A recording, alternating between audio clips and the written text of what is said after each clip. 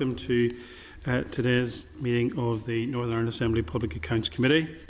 Members, your mobile phones must be set to airplane mode or turned off. It is not sufficient to put mobiles on silent mode as they continue to interfere with the Assembly recording. This session is being recorded in video and audio and can be accessed via online streaming either on the Assembly website or Democracy Live. Agenda item 1 is apologies. I have received apologies from Mr Hilditch. Any other apologies? Okay. To say I will have to leave our meeting a little earlier. Okay, so you want to get your spoke in early, what you're saying? I'm giving apologies in advance and being uncharacteristically decorous. Okay. Agenda item 2 then is minutes of the 30th September 2021 and your packs pages 6 to 13. Are members content? Your permission, members, to sign the minutes? Agreed? Agreed.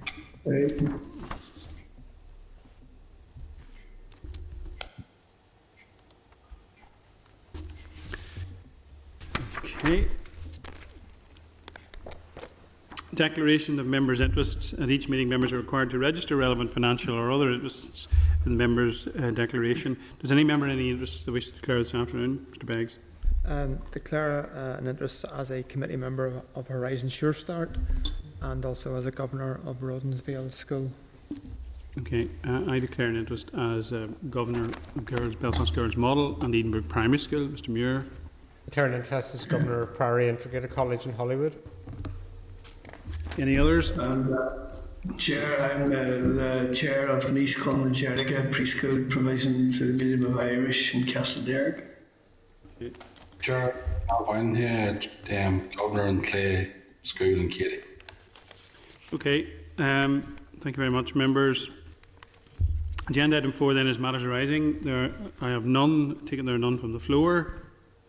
Correspondence, we have none. So members, we will remain in open session for our evidence session.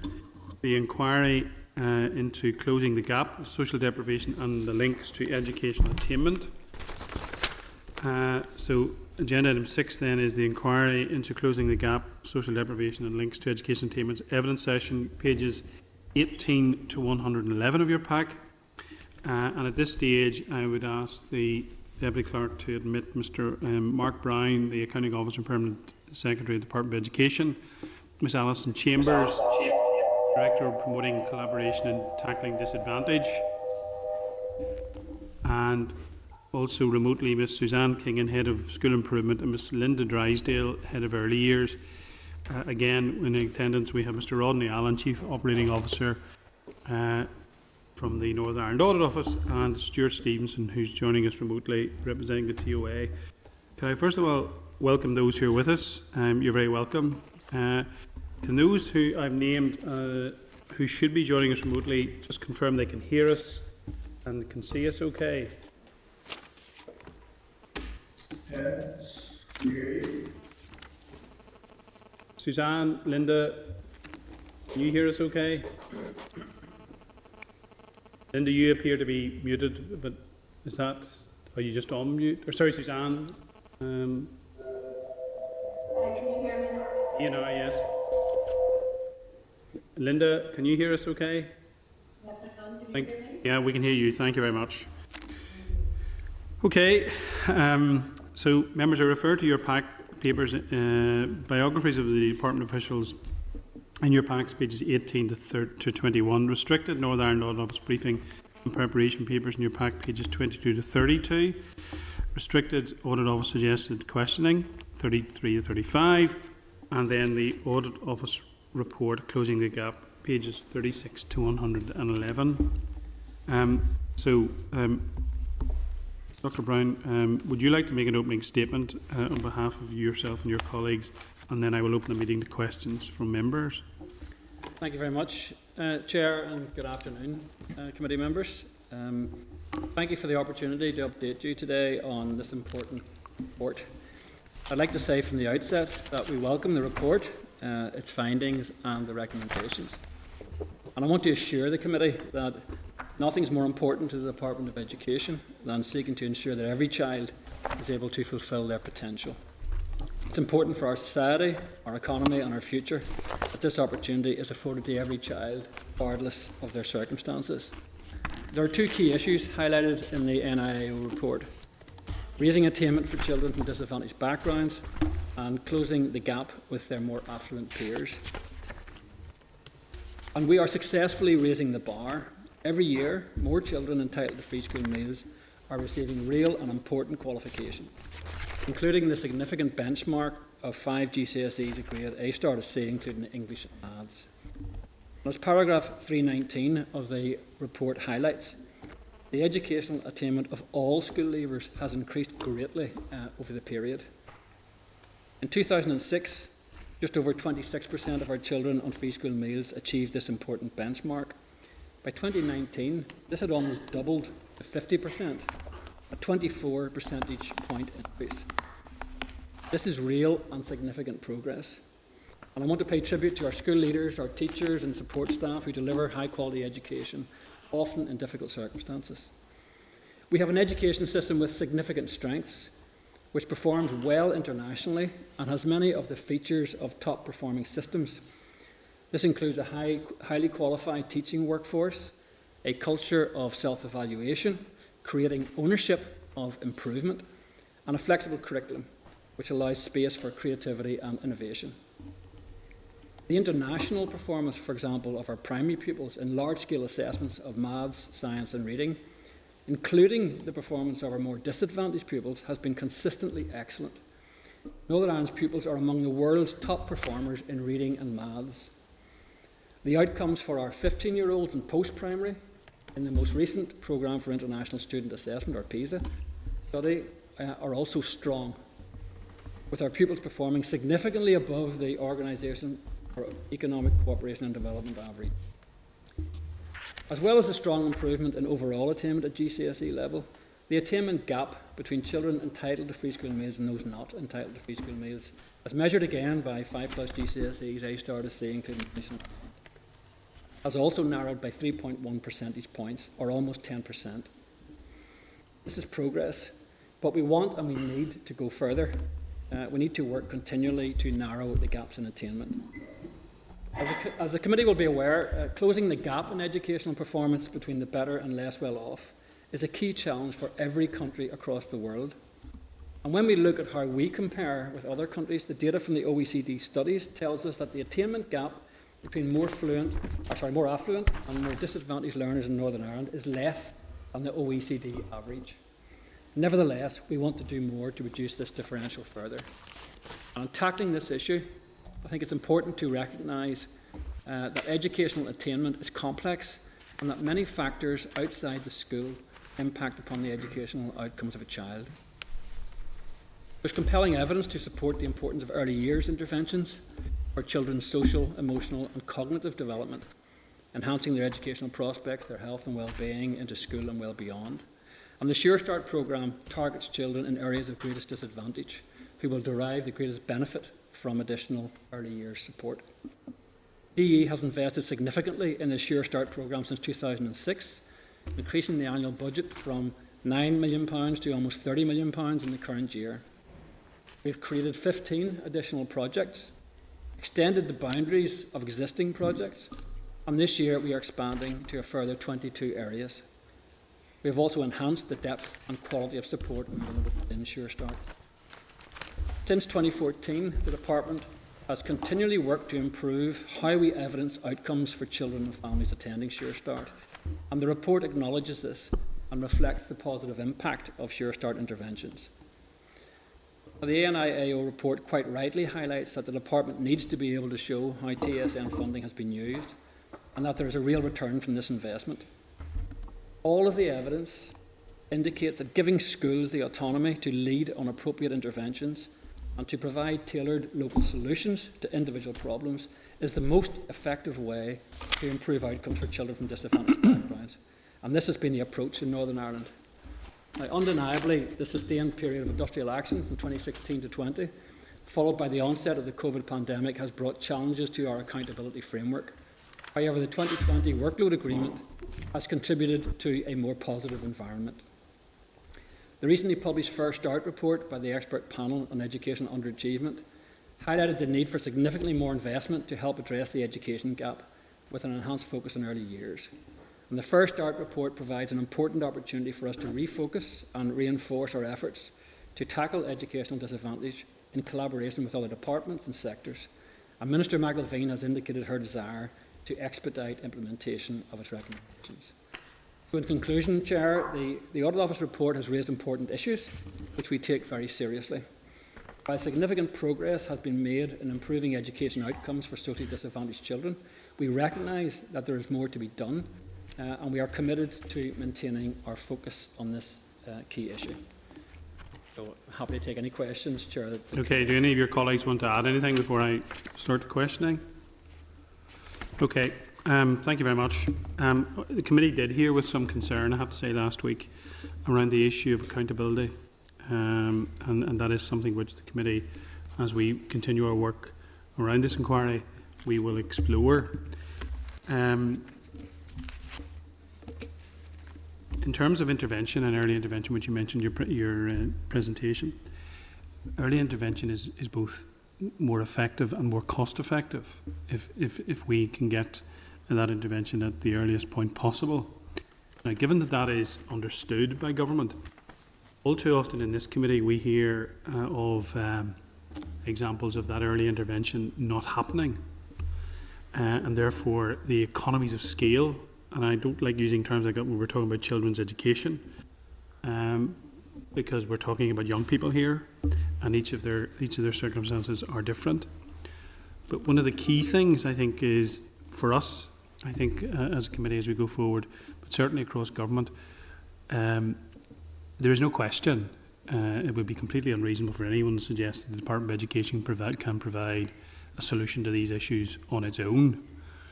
The Department of Education, in conjunction with the Education Authority, won't be able to provide solutions to these problems on their own. There needs to be a joined-up approach across regional government departments here at Stormont in terms of regional colleges and our universities to ensure we get that joined-up approach. I mean, my constituency in North Belfast and the Greater Shankill, which transcends North and West, is one of the most deeply affected and has been for years around these issues, and that's why I was very pleased that whenever the group was appointed which produced First Start, that we had Mary Montgomery, who knows first-hand, principal of the Boys Model, giving excellent leadership, Kathleen O'Hare, former principal at Hazelwood College, gave excellent leadership both in North Belfast and in Londonderry before that, and Jackie Redpath as someone who's been working alongside education for some time. How do we get to the point in terms of where we want to get to in terms of delivering an effective joined-up approach to tackle this issue? There are shelves bowing with pressure on reports similar to these that have been produced year after year after year, and not necessarily the outcome that we would have wanted. There's no question there's been hundreds of millions of pounds invested in these issues, but we haven't yet got the solution. How can we make a difference this time? Well, I think, Chair, you've raised a number of issues in there. I mean, about the importance of early intervention, which we certainly agree. And early intervention doesn't just mean early years. Early intervention means early intervention in the genesis of any particular problem, to ensure that it is tackled as effectively as it can and to save costs on down the track. And certainly that is something that is at the forefront of the minds of all departments. There is a strong focus on early intervention. You also mentioned the issue about working across departments and collaboration, and this is a long-standing issue. The new programme for government, with its outcomes focus, really drives and requires that cooperation, because when we look at the programme for government and it's outcome 12 at the moment that this department is responsible for, that we give every child a good start in life, that can't be delivered by any one department. And that very programme for government therefore requires the collaboration and the cooperation across departments, and that is happening. Certainly we have very close contacts with a range of departments. For example, the most obvious one in the early years is our close cooperation with the Department of Health. Sure Start indeed is delivered through a service level agreement with the Health and Social Care Board. So we have very close connections there. In taking forward the recommendations of the Fair Start, and I'm sure we'll come back to this later in the session, the Minister has been very keen that we engage with other departments. She has already met with a number of ministers. We have established a programme board which includes representatives from other departments to make sure that they can all contribute to the implementation of that report. And the whole aspect of joined-up government is really critical. And I took the opportunity to visit a number of schools in North Belfast a few weeks ago, and I met Mary Montgomery and others. I was in Mercy College as well, and I was in Holy Cross Boys, and also in Cliftonville Integrated. And the key point that they made was about that cooperation across departments, and also the link between schools and the community, and the importance that has. So I think we're very mindful of the importance of that cooperation and collaboration. Still work to be done in making sure that that is as effective as it can be, but something that we're very focused on. You may be aware that two of the reports that this committee has produced in terms of inquiries have been around the capability and capacity of the civil service and special educational needs. If I look at both of those, this committee will be concerned that joined upness doesn't naturally come to the civil service. We have asked for an early meeting with the head of the civil service, the new head of the civil service, to discuss these issues, because we do fear and have expressed concerns that there's a silo mentality there and a culture which doesn't lend itself to working across government. This absolutely requires those departments. I mean, if you look at, you made mention of the Education Minister, but obviously she will need the support of the Economy Minister in terms of the regional colleges, the Communities Minister in terms of monies going in to support so much of the work you've talked about. And I met with the Principal of Mercy College recently and hope to visit the school next month. Members will have examples in their own constituencies as well. But we absolutely cannot afford that silo mentality to be a continuum if we are to address this. So there are 47 recommendations that flowed out of the expert panel on education underachievement in the First Start agreement. I'm not asking you what action you've taken in of those 47 action points that they have set out.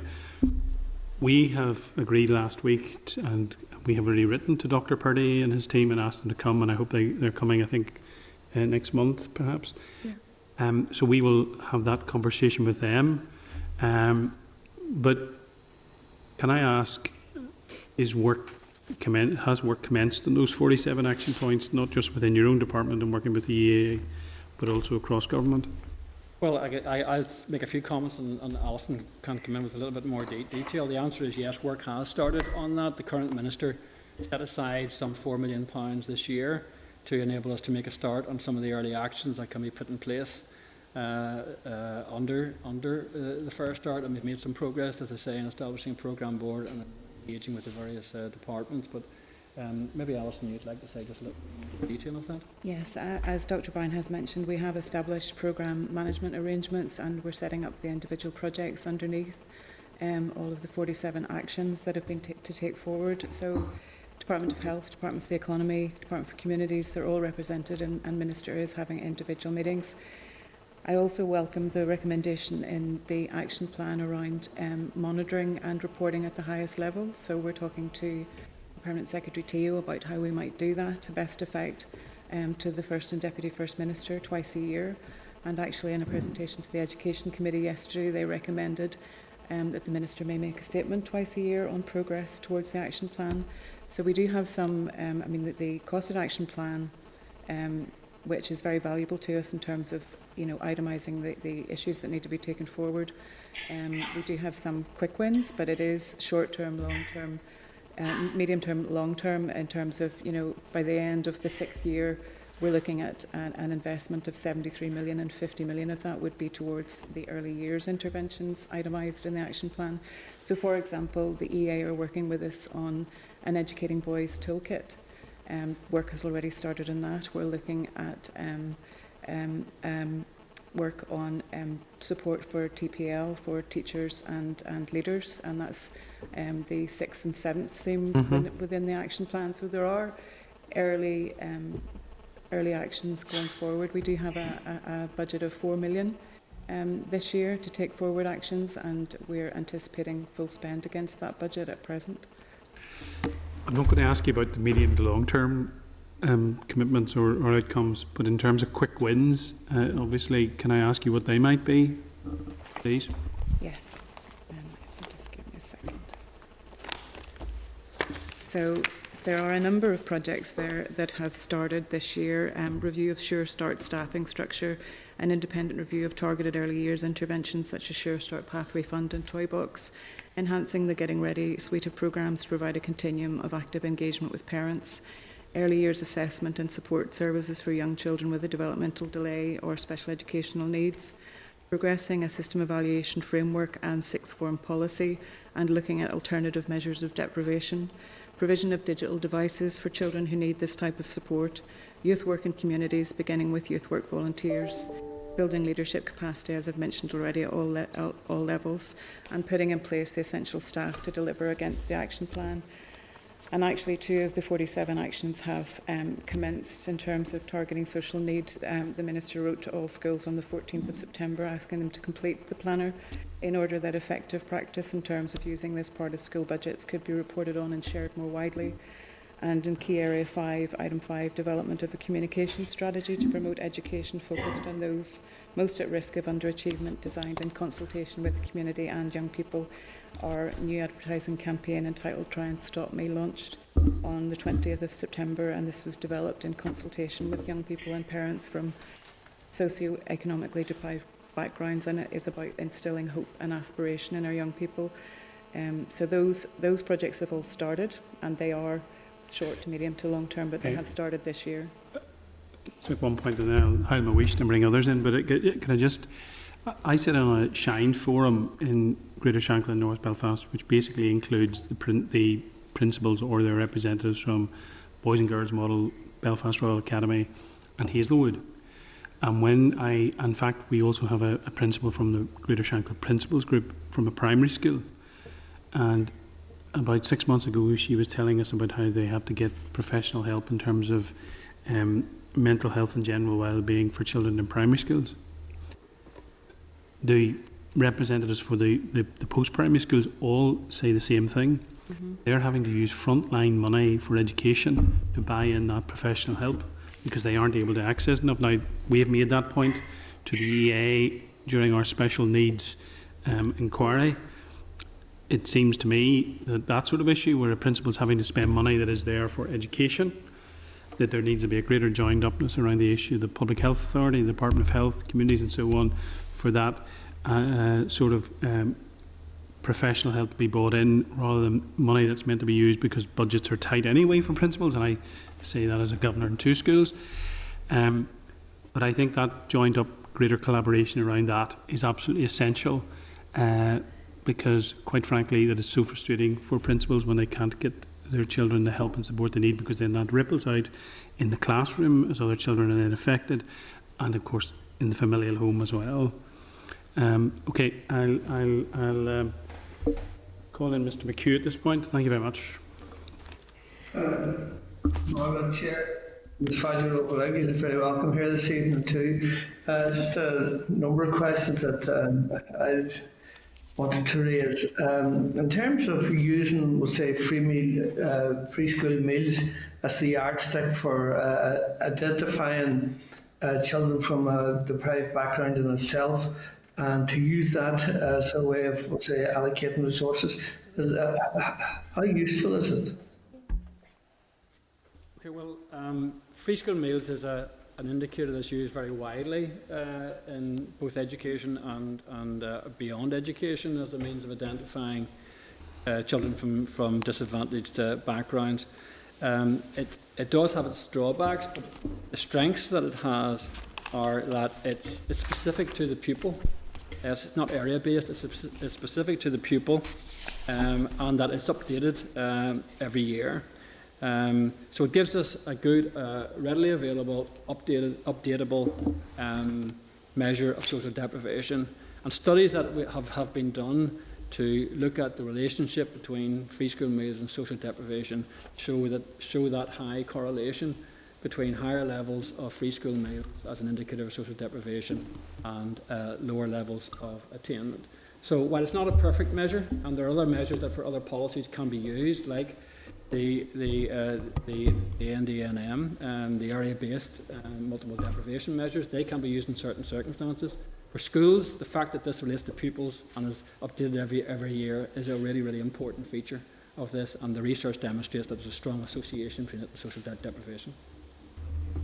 And just on that, the very fact that it's specific to the pupil, and yet and all, it seems to be the case that when resources that are allocated to the different schools and so on, that it's only they're used as a top-up to the school budget, as opposed to it being specific to any particular society within the school. And I query just either do schools not have a strategy per se, and or is the responsibility there of the Department of Education and the Education Authority to help to develop a framework that would specifically, again, to identify programmes specific to pupils that actually would require that type of assistance? Well, there's maybe two aspects to that question, and I'll pick it up in two parts. So the first one, I think, is the extent to which funding is made available to schools to address the issues that they find within the school, including those that are presented by children from socially disadvantaged backgrounds. And that's why we have an element in the formula based on free school meals, which provides extra funding so that schools can take account of the issues that those young people present in the school and have the funding that they need to address those. And we believe that schools and school principals are best placed to make those kinds of decisions on the ground. The other aspect then is that, yes, there can be other tailored programmes outside the school budget, specific programmes which are directed and targeted very specifically at particular groups of pupils which may use free school meals or may use some other measures, things like numeracy and literacy programmes, and they can be directed specifically. The funding can be earmarked for those, and they can be provided in addition to the school's LMS budget. So we take a dual approach to this, some into the budget for the school principals to identify, and other associated with tailored programmes that address specific aspects of any problem that we have. And just finally, in terms of evaluating the targeting of the special needs and stuff, how effective do you think that is at present within our schools?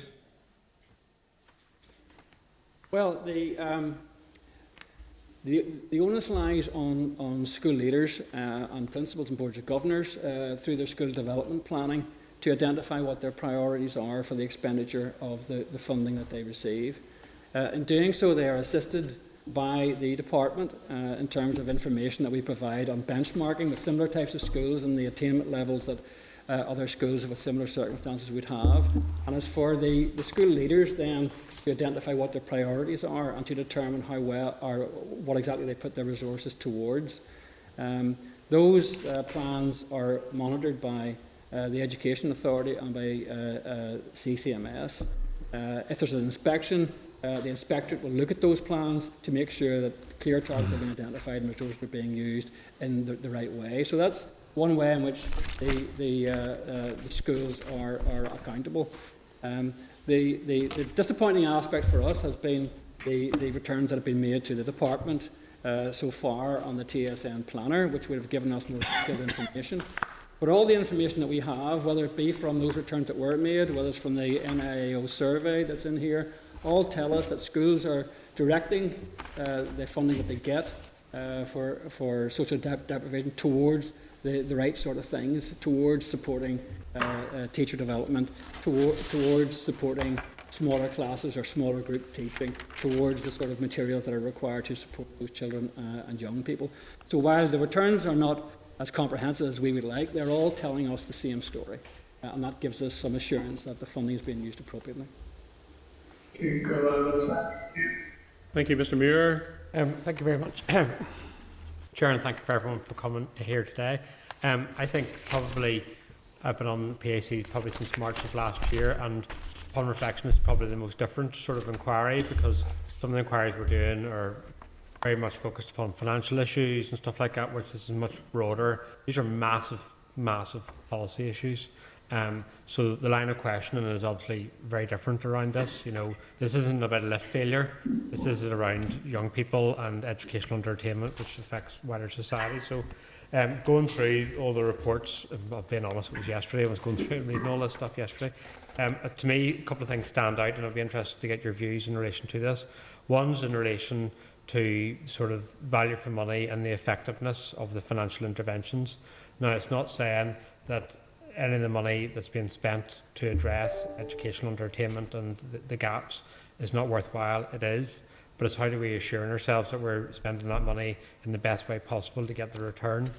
So the new targeted social need funding, obviously there's a methodology in terms of the allocation of that. Once that goes to the school, then my understanding in a generality here, it's up really for the school to decide how to spend that. I'd be interested to know from yourselves your perspective on whether there should be more prescriptive in terms of how that should be spent to ensure that the outcomes are measured a bit better. Obviously, you want to have a localised approach in relation to this, but this does really much seem that the money is allocated and then it can be spent in different ways. And I think one of the comments I saw through when reading through the stuff. Could I just interrupt just a second?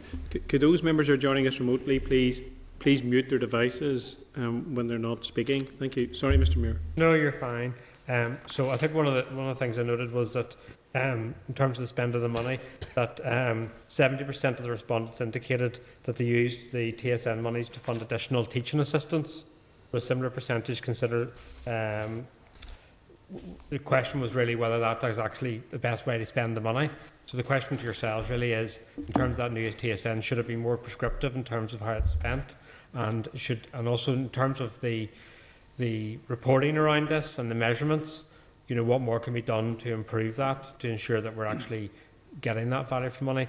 And the last one, which really to me is it sticks out, and as I said at the very beginning, this is a very different inquiry. On page 53 of the Audit Office report, and it's 3.38, and it states both academics indicated that the issues of poverty and educational attainment need to be addressed early in a child's life, and this is something the Chair has touched upon, and that there's no simple solution to addressing the attainment gap. Both academics also advised that parental and community engagement were required to address the issue. And it's really, from your perspective, is everything being done on a cross-departmental basis to try to address this wider societal issue? Because to be honest, and sitting on the Board of Governors of a school, I'm very confident that schools are doing an awful lot that they can to address these issues. Obviously, we want to explore here today if more can be done.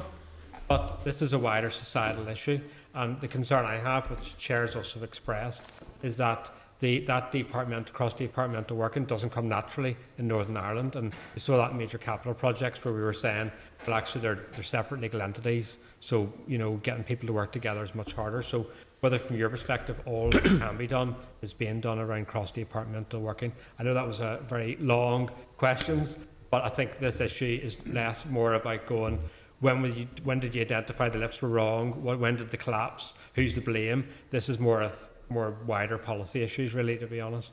And blame can't be clearly apportioned to any particular body or organisation.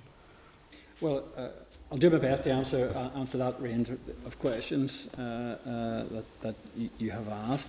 I mean, at the very core of our approach to education is the prominence of the school and the Board of Governors, working along with the principal.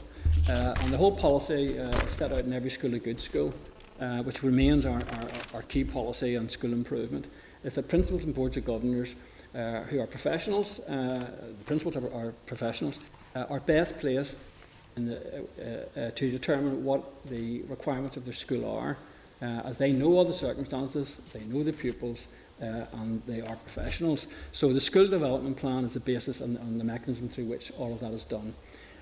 So we believe it's appropriate to put the primacy on school principal and boards of governors, and that's why there's funding within the formula for that. Now, we obviously support them in doing that, through both through the Education Authority and CCMS, where schools are running into difficulties. The School Development Service and School Improvement Service within the EA can support them, and likewise in CCMS. From the departmental perspective, we share best practice and research in order to ensure that schools are aware of findings. We make information available to schools so they compare their performance with other schools in similar circumstances and see whether there are areas for improvement. We have the inspectorate who will inspect schools, but also district inspectors who on a regular basis will be in touch with schools and be able to give advice and support to schools to help them in what they do. So I think we have a range of ways in which we are supporting schools to tackle what, as you say, are very complex and very intractable issues.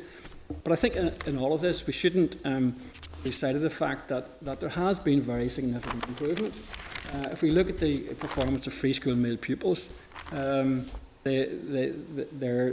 numbers achieved in the 5+ A to C, including English and Maths, which is a tough level for many young people, has increased by 24 percentage points in the period in question. And I think to put that even in a greater context, if we look at what was the trend before 2010, what was the trend afterwards when there were a lot of initiatives put in place following the last PAC and at the same time as the last PAC. If we look at the rate of improvement in the number of years up to 2010, you're improving by somewhere in the region of just over 1% a year. Over the subsequent period up to 2019, that rate of improvement for free school meal pupils doubled. And in fact, in the last 5 years, it trebled. So there's clear evidence of the rate of improvement improving for those disadvantaged pupils, which I think supports the fact that a lot of the initiatives that have been put in place are having an effect. And if you look at, well, okay, so that's an internal measure for Northern. How are we doing internationally? As I mentioned earlier, the international surveys, both at primary and post-primary, demonstrate that our children and young people are performing among the highest in the world, and that our disadvantaged pupils in reading, for example, are outperforming their more affluent peers in other OECD countries. The research also demonstrates that social deprivation is less of a predictive factor, a less strong predictive factor of overall achievement in Northern Ireland than it is in other OECD countries, all of which supports the thesis that what we are doing is having an impact. Now, of course, we want to do more. We want to be able to try and close the gaps that are there. And you mentioned some of the ways, and you referred to some of the ways that would help us to do that, which really are the cross-departmental working. And I want to assure the committee that while it's never perfect, departments work very hard to try and work together. It's not easy to do, but there are a lot of cross-departmental groups. There's a lot of cross-departmental working. We work very closely with health. We work with the Department for the Economy. We work with DFC. We work with the Department of Justice. So there is a lot of cooperation and collaboration that goes on. But the other aspect you mentioned was the community and how we deal with the interaction between schools and communities, and how the community issues can play into schools.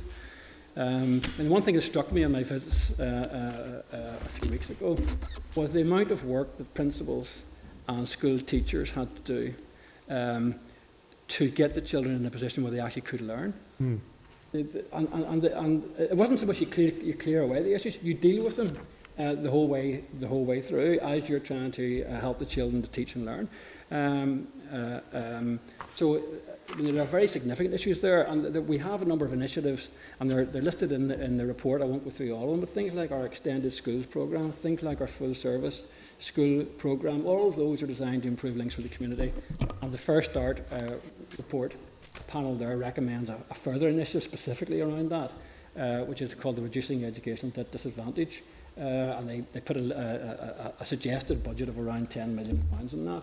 And we want to work to see, can we develop a better model there to try and improve linkages with the community and improve outcomes. Just come back on two things. One of the issues is about how much, where there's been good examples of best practice in schools with high levels of free school meals in terms of narrowing the gap, and how much that's been examined and shared. And the other one is around that engagement with the community. So let's be frank here, when a child or young person comes to that school or college approximately at 9 o'clock in the morning, they're turning up to that school or college from the community, from a family background into there. And I have extreme admiration for the staff and the leadership within schools across Northern Ireland and the efforts they make with those young people when they turn into that school or college in the morning. Just be really, really clear about this, because some of those young people are coming from very, very difficult backgrounds. The issue for me is that once they're in that education environment, and we saw that in the last 19 months when there was lockdowns and all the rest of it, where the children weren't coming into those educational environments and the impact that's had. And to be honest, I don't think that's been fully documented and understood about that, and history will judge that.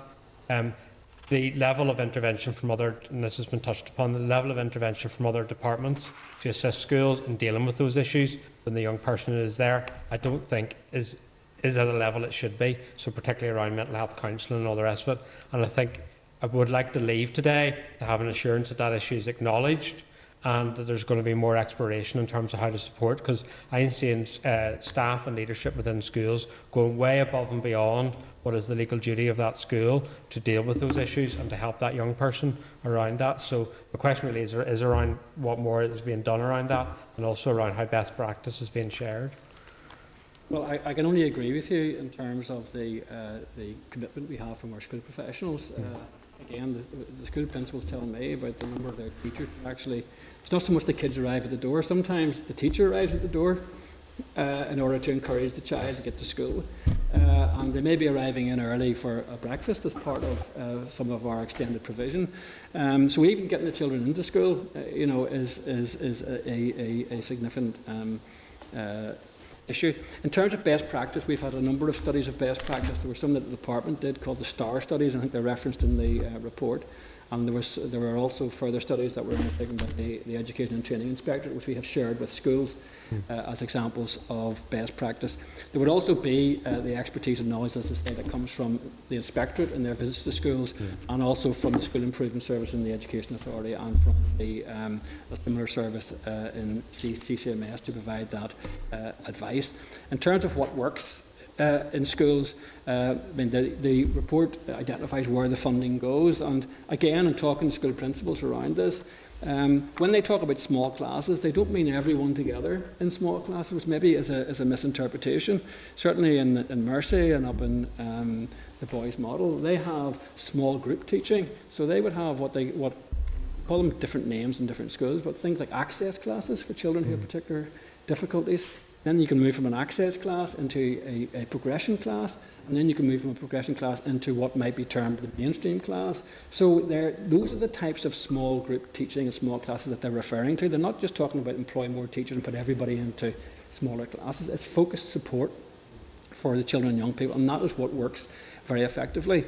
And all the research would tell us that the most significant aspect that in improving outcomes for any children, but particularly disadvantaged children, is the quality of teachers.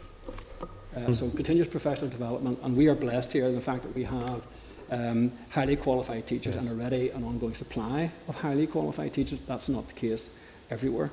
In terms of working with other departments, we continue to work there. You asked specifically about counselling and about mental health issues. That is a huge issue, a huge and growing issue, exacerbated by COVID-19, as you have mentioned. We have an emotional health and wellbeing strategy, which was launched relatively recently.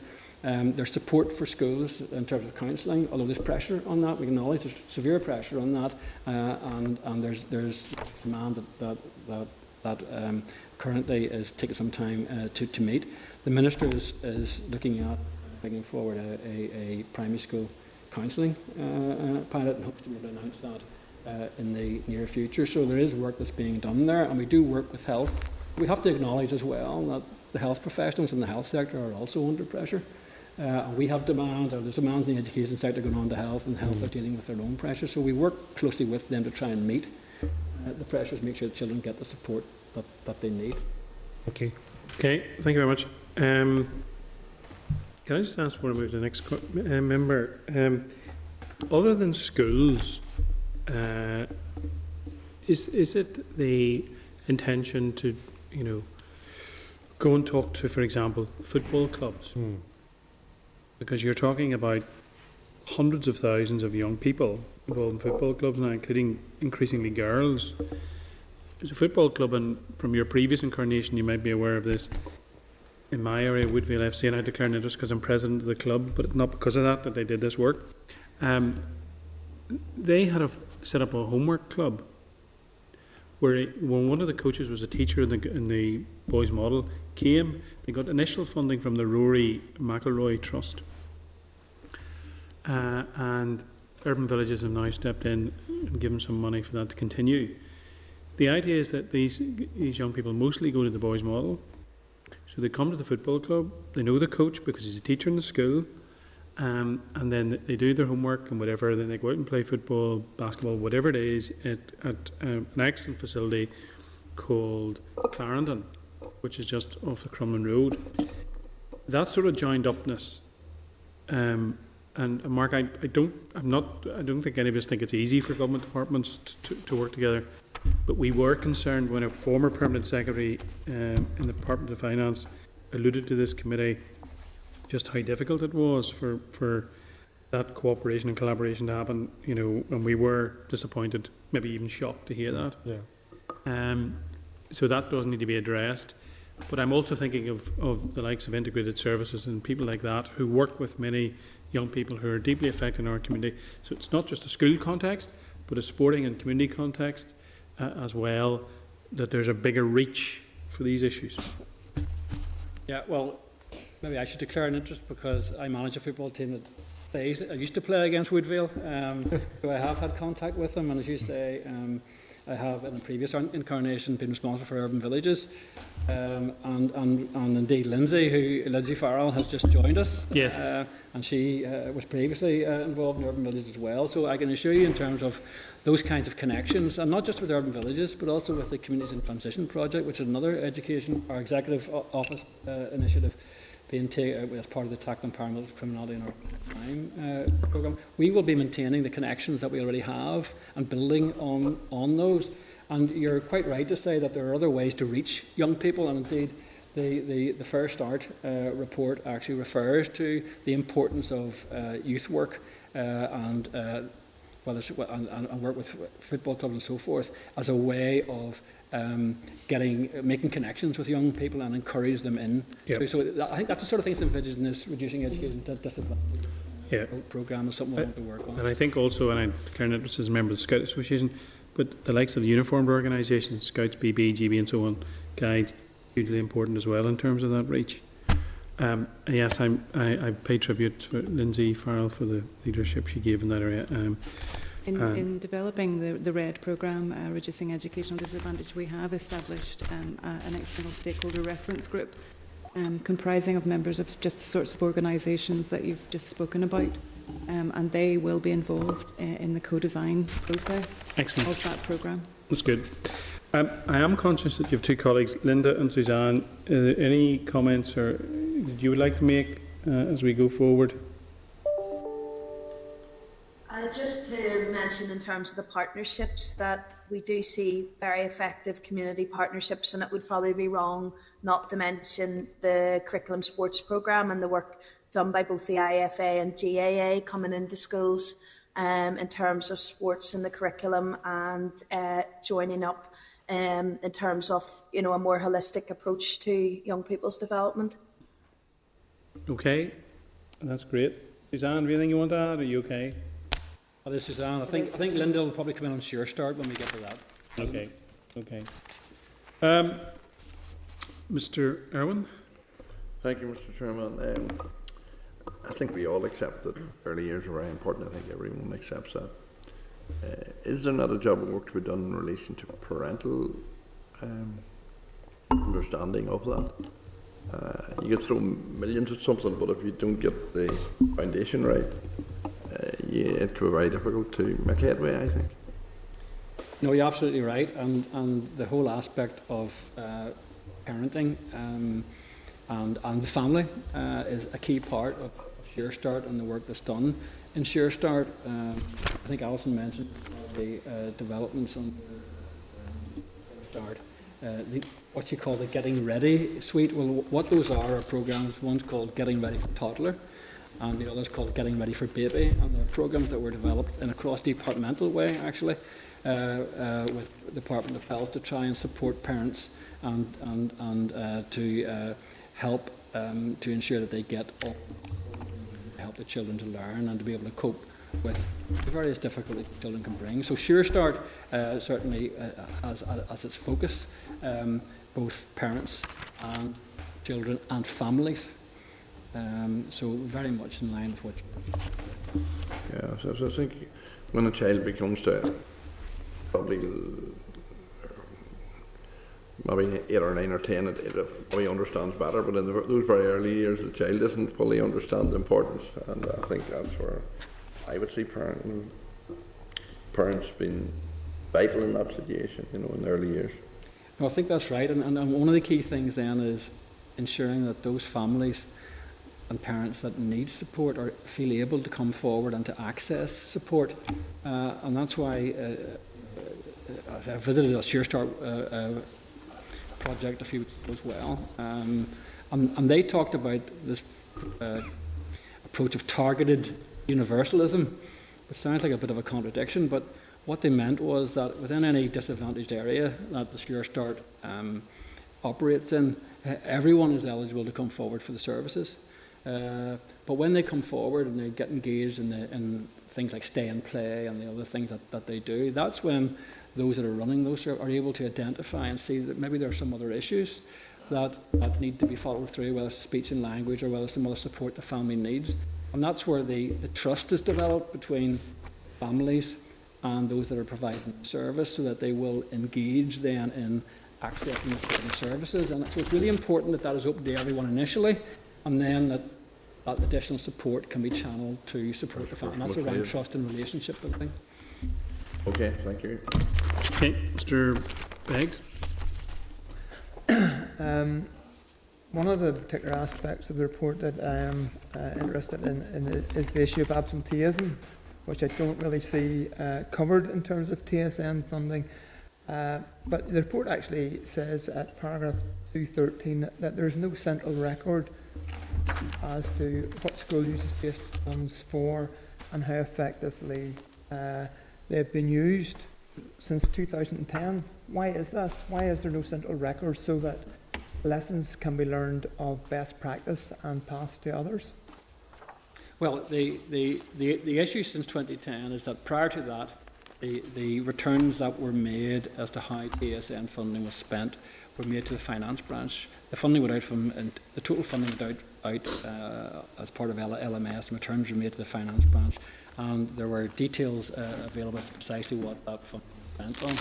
Then, with the advent of Every School a Good School, that new policy, and the school development planning regulations coming in, it was felt that actually, rather than having a separate return on finance which stood on its own, it was important to link that into the school priorities, the school planning, and making sure that the schools were considering as part of their priorities what is it we need to do around numeracy and literacy and for disadvantaged children, and how should we use the resources that we get, including the TSN resources, not only the TSN resources, but including that. And that's what that return was designed to achieve. Fortunately, then, as we were developing that further, we got into the whole issue of action short of strike, and the returns that we have received have been less than we would have wished. However, the information that is available from the 6% that were returned, from the 9% in the NIAO survey, from the information we get from inspectors, and from the information we get when we speak to principals, because as I say, I did visit principals and ask them about how they use the funding, they all tell us the same thing about what they use it for. They use it for teachers, they use it for the small group teaching that I was talking about, and they use it for those targeted support for children and young people. So from a series of different angles, we are getting similar information back to say about how schools are using the funding. Now, attendance is an interesting one, because one of the points that was made in the report was that not all the funding is spent very specifically only on free school meal pupils. Now, there's a whole range of issues around that, but the fact is that in schools, some policies are better as whole school policies that apply to everyone. Attendance is a good example. You have to have the same attendance approach for all pupils, but in practice, when you apply that attendance policy, while it applies to all pupils, those that will benefit most from it will be those who are from disadvantaged backgrounds. Another example is pastoral care, for example. I mean, you have pastoral care for every pupil, regardless of the reasons they come forward, but in practice, those that are most likely to come forward will be those from disadvantaged backgrounds. So funding can be used for the whole school policy, but in practice will benefit most those from disadvantaged backgrounds. But attendance is a key indicator. It's a key indicator for issues in a school. It's one that we would always look at, and inspectors would always look at, and would seek to act on. It's an early warning, and I know it's one that you've been particularly interested in, and you've asked some questions on it, but it's an early warning light. Well, I noticed in a University College London report that for every 8 days absence, a pupil can expect to move down one place of a ranking of 100 pupils. And this particularly adversely affects pupils from low-income households. I don't see in what I've heard today any priority given to the issue of absenteeism, which is particularly adversely affecting these young people. And yet also the number of education welfare officers has declined over the years. So I'm just thinking, is there not a gap, in fact, getting children to school? And I noticed in a recent government report that compared to those in the top 5% attendance with those who have, those who've missed less than 5% of school and those who've missed 15 to 20% of school, those with good attendance are 2.5 times more likely to get 5 or more GCSEs, including maths and English. So surely this is a fundamental aspect that needs to be addressed, either by educational welfare or through this TSN funding. Well, you're absolutely right. I mean, attendance at school is critical to ensure that children can benefit from their education. And every school will have has an attendance policy. And those that are particularly working in disadvantaged areas will have a particular focus on ensuring that the children come to school. I mentioned earlier on in response to a previous question that, and I was told this in Holy Cross Boys, the teachers go out to the houses, they knock on the door, they talk to the parents, and they encourage the children to come in. They very actively pursue attendance, and that's the sort of thing that the TSN funding is supporting. There have also been a number of initiatives.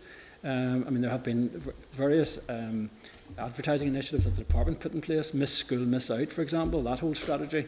There were various case studies done by the Education and Training Inspectorate around the challenge of improving pupil attendance at school, and that's been made available to schools. So the best practice is being made available to schools, and it is for the education and welfare officers to then follow up if the school is concerned about attendance.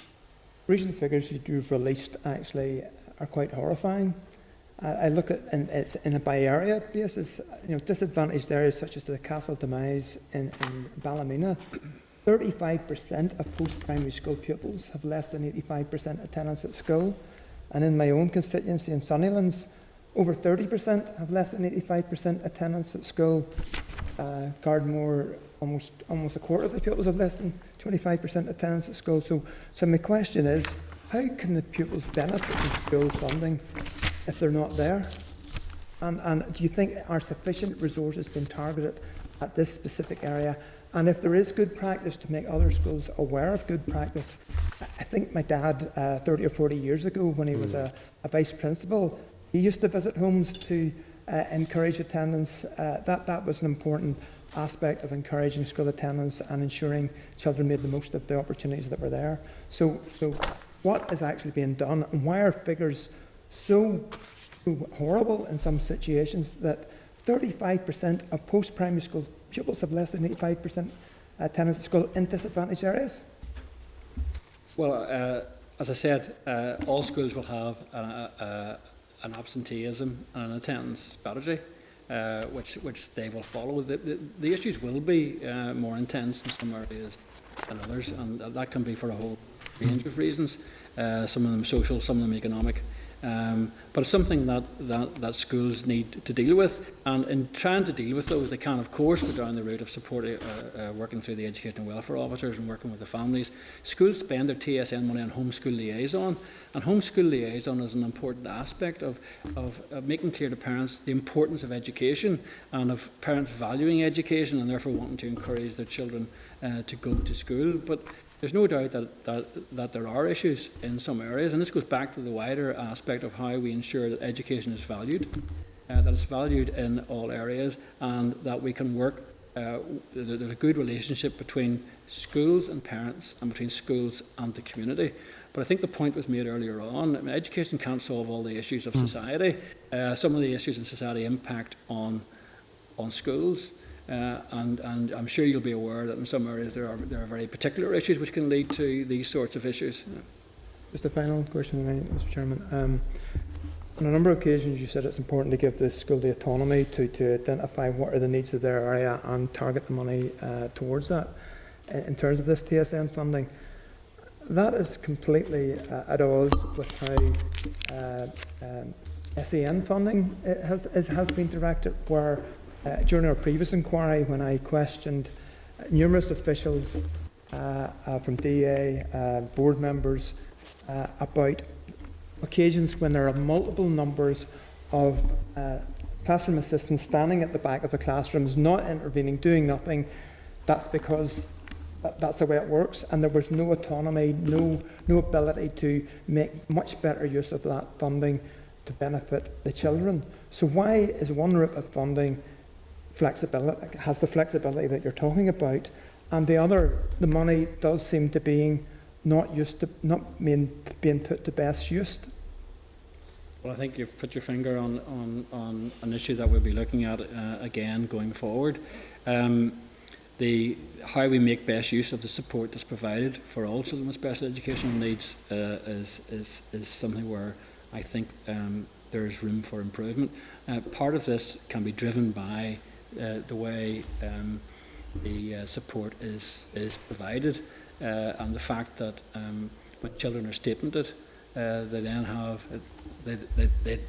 have a statutory basis on which to require the support. The support is very specific, and parents are very keen that that support is provided for their child.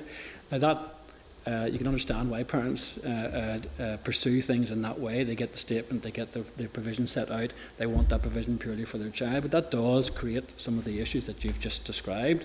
And that's something I think that going forward we will need to look at. You said you were going to look at it going forward. I think it was a year ago that we had this inquiry in this room and this issue was highlighted. When are we going to go forward on this issue? Well, again, these are things that have been legislated for. These are things that the legislature has put in place in order to ensure that provision is there for children and young people. So there's always a balance between ensuring that those that need the support get the support, and then trying to ensure that that support taken collectively is best used, and there's a tension between those two aspects. I think on that point, Mr. Beggs, we did agree at the time of the production of the report on SEN that we would ask the EA to come in on a 6-monthly period. I think perhaps we will do that as well, and then those questions can be put directly to the EA, because it's not really fair to put that to the Permanent Secretary, and we'll do that. I very much take your point, and I commend the teachers in Holy Cross. In so many ways, it's interesting, North Belfast leading the way here on these issues. But I remember as a wee boy, when I was in Scouts, if I didn't go to my leader would have been at my door. When I became a leader, I did the same thing and went to the doors and asked, because you were concerned, because in those days the Troubles were still on, and you were concerned that you wanted to see young people involved in something positive and whatever, in the area in which I lived in Woodvale, and still do. The reality is, I think many of those teachers, I'm not suggesting there are good teachers, and I'll deal with that at the end of the meeting, there are good teachers right across Northern Ireland, but where those issues are particularly acute, I think you'll find the teachers are much more proactive, because they just simply need to be in some of those areas, to be honest. Can I just ask then, on the point I made earlier in terms of early intervention being cheaper and more effective, in terms of the issue around Sure Start, and this is something perhaps where Linda might want to come in, is the department clear that Sure Start is reducing the need for later interventions and contributing to closing the gap, and therefore, saving the state money and being much more cost effective and effective in terms of the young people's education and their learning? Well, I'm happy to start off with a few comments and let Linda come in with a bit more detail on that, Chair. The activities and the the outcomes that have been identified for Sure Start come from the research, which has demonstrated what is effective in helping children to learn and progress at an early stage. So it's built around that.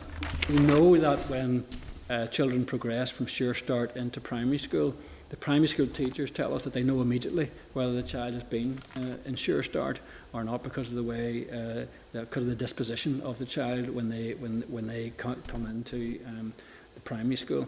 So there's evidence around those aspects. We know from the measurements that have been put in place in Sure Start about the number of children who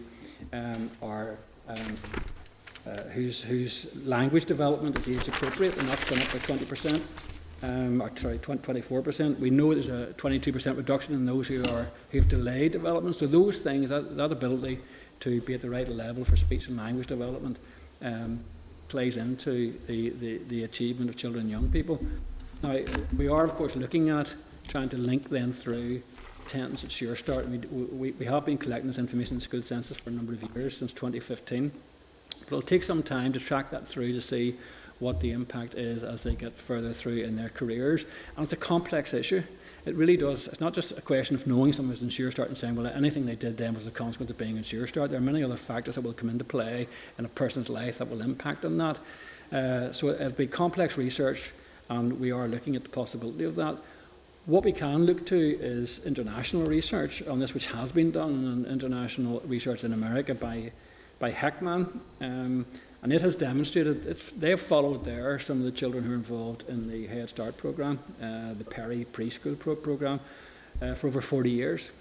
And they have identified that there are long-term benefits, both in terms of career earnings, in terms of not getting involved with criminal justice, in terms of health benefits. And the return on investment they have talked about is a return of 6 to 1. They say actually it doesn't just benefit the individual, it actually benefits their families, so it has an intergenerational aspect, and if you take that into account, the return on investment is 9 to 1.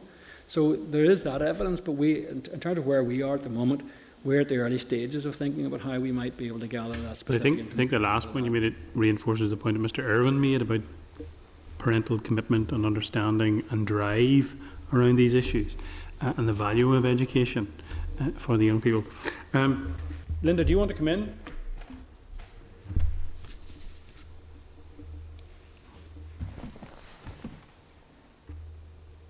Hello, Linda, can you hear me?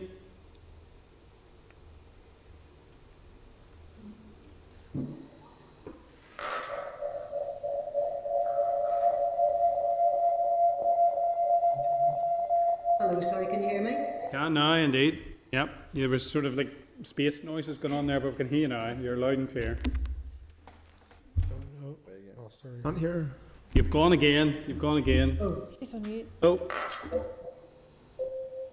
When you sit forward a wee bit, it seems to work. There you go. Can you hear me okay now? You can indeed. Okay, yes. Can you hear me okay now? Yes. You can't hear us, obviously.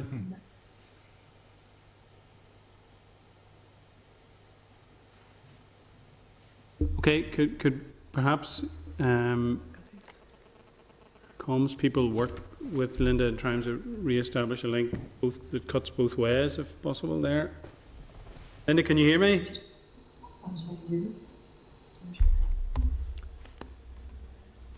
Yeah. Hopefully this will, is that Yep. better? Can you hear me now? Yes, can you hear me? We are. I didn't want you to sit through all of that and not have an opportunity to make a contribution. Yes, we can hear you now. Go ahead. Thank you. Yes, so what I was saying is that parental engagement, it's an essential element of the Sure Start programme. The Sure Start programme engages with parents from the minute that they register as the mum being pregnant. Then that's when the link with Sure Start starts, and that relationship is built right from those very early stages and continues right through until the child's 4th birthday. Many of the programmes in Sure Start are parental programmes, so it's about giving the parents the support and help them to develop their children. So it starts and pervades right through the Sure Start programme. And that support, as you can see in some of the testimony in the Audit Office report is vital to those parents that receive it. It makes a difference between them being able to help and develop their children and provides the support that they need. But we continually develop how we can actually measure that. And I think, as the report says, since 2014, we've been working on how we can measure on an outcomes basis the impact of helping children in Sure Start. And we do look at the GCSE, GCSEs and the attainment in Sure Start and non-Sure Start areas. And we keep an eye on that. And there has been a small improvement in that area. But we want to continually develop how we do that. Within the Sure Start projects themselves, they have developed how they measure. Within the Health and Social Care Board, which administers the Sure Start programme on the department's behalf, they have put in place greater measures for that. And also as a department, we work closely with them to continually develop how this is improved. So we're exploring whether we could, the Institute for Fiscal Studies did some research on the health benefits of Sure Start, and they were able to determine that you could offset 31% of the cost of Sure Start because of the impact on children's health.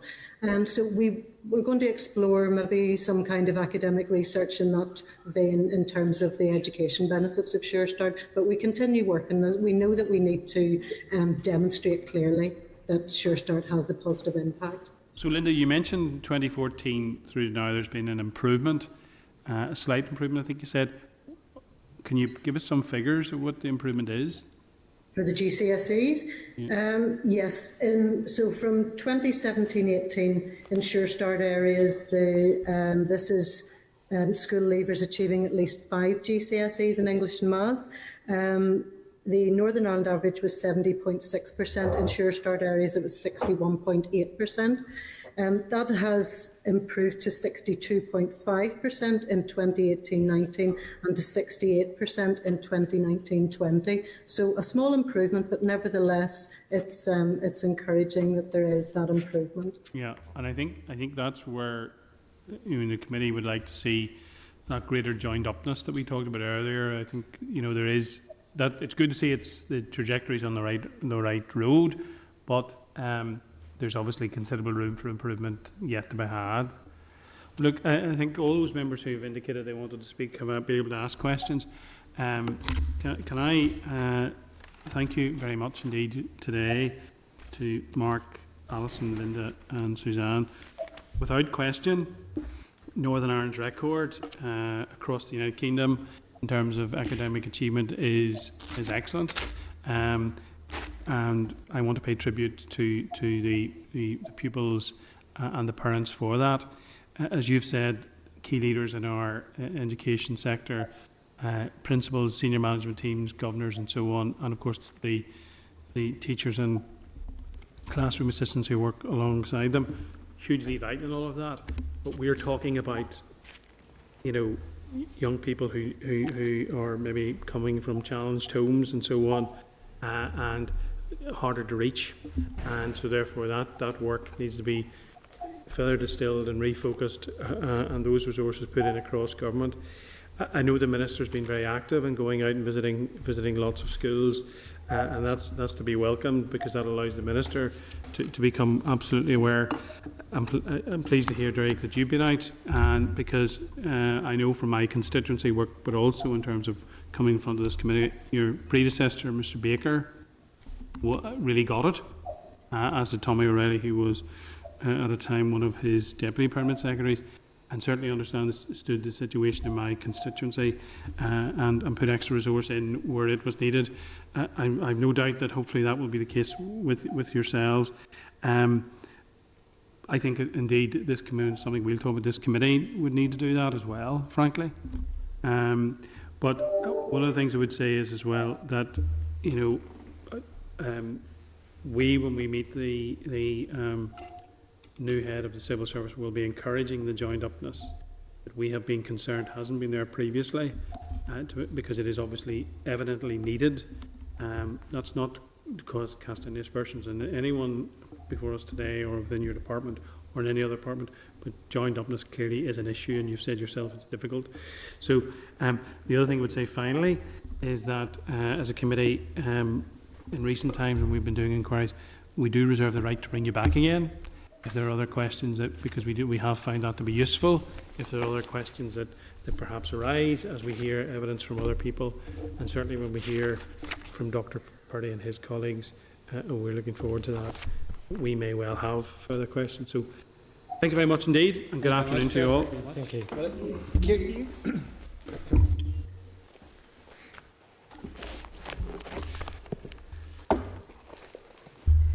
Okay, members, with your permission and agreement, we will then go into closed session to discuss. Oh, just one issue before we do it. Just want to check, Mr. Chair, any questions or... Mr. Stevenson, have you any issues that you want to raise or questions to ask? No, Chairman, no issues from a Department of Finance perspective. Thank you. Okay, that's great. Thank you. So, members, with your agreement, we'll go into closed session then to discuss the session we've just had. Programme signed. This is the Northern Assembly Senate Chamber Programme signed.